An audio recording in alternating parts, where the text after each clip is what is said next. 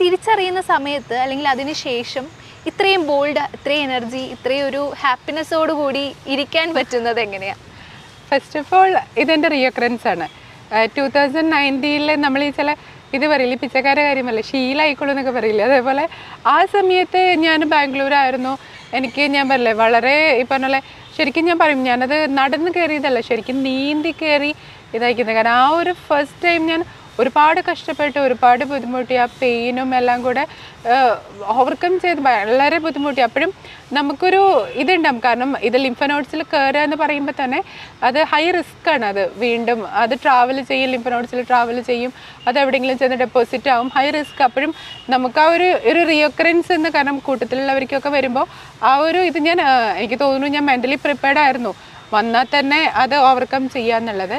പിന്നെ സന്തോഷമായിട്ടിരിക്കുക എന്ന് പറഞ്ഞാൽ അത് സത്യം പറഞ്ഞാൽ എല്ലാവരും പറയും എൻ്റെ ബോൾഡ്നെസ്സാണ് ഇത്, പക്ഷേ ഒന്നുമല്ല, അതെൻ്റെ നിസ്സഹായാവസ്ഥയാണ് സത്യം പറഞ്ഞാൽ. അല്ലേ, എനിക്ക് വേറൊന്നും ചെയ്യാനില്ല, കാരണം എനിക്കറിയാം എൻ്റെ കണ്ടീഷൻ ഇങ്ങനെയാണ്, എനിക്ക് ഇത്രയും പ്രശ്നങ്ങളുണ്ട്. അപ്പോൾ എനിക്ക് മുന്നിൽ ഒന്നും ചെയ്യാനില്ല, രണ്ട് വഴിയേ ഉള്ളൂ. ഈ പറഞ്ഞ ഒന്നില്ലെങ്കിൽ നമ്മൾ എന്താ പറയുക, ഇതേപോലെ ഹാപ്പി ആയിട്ട് മറ്റുള്ളവരെ ഹാപ്പി ആക്കിയിട്ട് കൊണ്ടുപോകാം, ഇല്ല വെച്ചിട്ടുണ്ടെങ്കിൽ നമുക്ക് എവിടെയെങ്കിലും കരഞ്ഞ് വിഷമിച്ചിരിക്കാം. രണ്ടാണ് വെച്ചാലും end of the day the result will be same. എനിക്ക് എപ്പോൾ സമയമാവുന്നു അപ്പോൾ ഞാൻ പോയേ പറ്റൂ. അപ്പോൾ ഈ രണ്ട് ഓപ്ഷനിൽ എനിക്ക് തോന്നി ആദ്യത്തെ ഓപ്ഷനാവും കൂടുതൽ ബെറ്റർ. കാരണം നമ്മുടെ കൂടെ ഉള്ളവരെ, കുട്ടികളെ എല്ലാവരും നമ്മളിങ്ങനെ വിഷമിപ്പിച്ച് കൂടെ ഇരിക്കുന്ന നേരം കൊണ്ട് ഇങ്ങനെയാകുമ്പോൾ ഞാനും ഹാപ്പിയാണ്. എന്നുവെച്ചാൽ എനിക്കറിയാം എൻ്റെ പെട്ടെന്ന് ഇപ്പോൾ എല്ലാവർക്കും ഒരു ടൈം ലിമിറ്റ് ഉണ്ടാവും. മോളിൽ നിന്ന് വരുമ്പോൾ ഈ പറഞ്ഞ പോലെ എഴുതി വെച്ചിട്ട് തന്നെയാണ് വരുന്നത്. പക്ഷേ എന്നാലും നമുക്കൊരു വാണിംഗ് കിട്ടുമ്പോൾ, ലൈക്ക് ഇപ്പോൾ ഈ ഞാൻ തമാശയ്ക്ക് പറയും, വിസ കയ്യിലോട്ട് കിട്ടിക്കഴിയുമ്പോൾ നമുക്ക് ആ ഫ്ലൈറ്റിനുള്ള സമയം അടുക്കുന്തോറും നമ്മൾ ഈ എന്താ പറയുക, നമ്മൾ ആ ഒരു ചെറിയ സമയം പോലും നമ്മൾ എൻജോയ് ചെയ്യാനായിട്ട് ശ്രമിക്കും.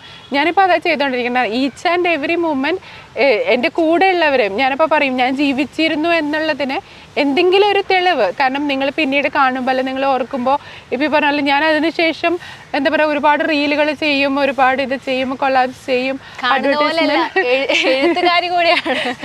എഴുത്ത് ആക്ച്വലി എൻ്റെ ഒരു പാഷനാണ്. കാരണം കുഞ്ഞിലേ ഞാൻ എഴുതുമായിരുന്നു. അപ്പോൾ ഈ പറഞ്ഞ പോലെ എല്ലാവരും പറയും മാധവിക്കുട്ടിയുടെ ബാധ കൂടിയിട്ടാണ് എന്നൊക്കെ പറഞ്ഞിട്ട്, പക്ഷെ അറിയില്ല, എഴുത്ത് എന്ന് പറഞ്ഞിട്ടുണ്ടെങ്കിൽ അതെനിക്ക് എഴുത്തും ഡാൻസും അത് എൻ്റെ എങ്ങനെയാണെന്ന് പറയുക ഒഴിച്ചുകൂടാൻ പറ്റാത്ത ഒരു ഇതാണ്. എനിക്ക് സങ്കടം വരാച്ചാലും സന്തോഷം വരാച്ചാലും ഇതിലേതെങ്കിലും ഒന്ന് ഞാൻ പ്രിഫർ ചെയ്യുക.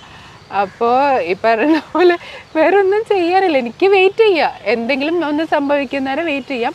പിന്നെ എൻ്റെ ട്രീറ്റ്മെൻറ്റ്, എൻ്റെ ഡോക്ടറെ വിശ്വസിച്ച് മുന്നോട്ട് പോവാം.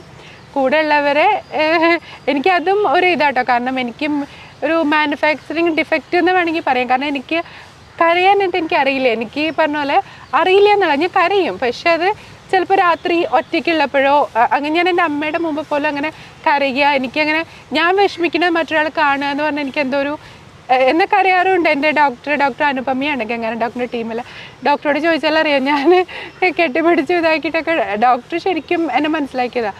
അപ്പോൾ എല്ലാവരും പറയും ശരിക്കും ഈ കുമ്പിടിയുടെ അവസ്ഥയാണ്. കാരണം പുറമേ നിന്ന് നോക്കുമ്പോൾ ഒരു ഞാനുണ്ട്, പക്ഷെ ആ ഞാനല്ല ശരിക്കുള്ള ഞാൻ ഇപ്പുറത്ത് വേറെ ഞാനുണ്ട്. ആ എന്നെ കണ്ട ഭയങ്കര ബോറായതുകൊണ്ട്